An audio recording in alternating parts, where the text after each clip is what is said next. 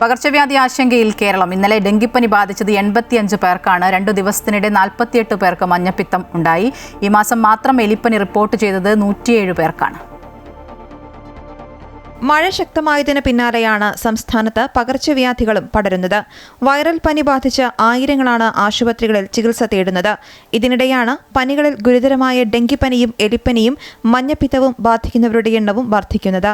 ഇന്നലെ 85 പേർക്കാണ് സംസ്ഥാനത്ത് ഡെങ്കിപ്പനി സ്ഥിരീകരിച്ചത്. ഈ മാസം 758 പേർക്ക് പനി ബാധിച്ചപ്പോൾ 3 പേർ ഡെങ്കിപ്പനി ബാധിച്ച് മരിക്കുകയും ചെയ്തു.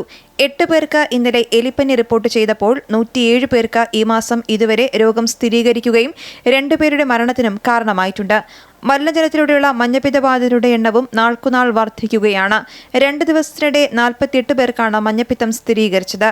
ഈ മാസം 15-നകം 313 പേർ മഞ്ഞപ്പിത്ത ബാധിതരാവുകയും 2 പേർ മരിക്കുകയും ചെയ്തു.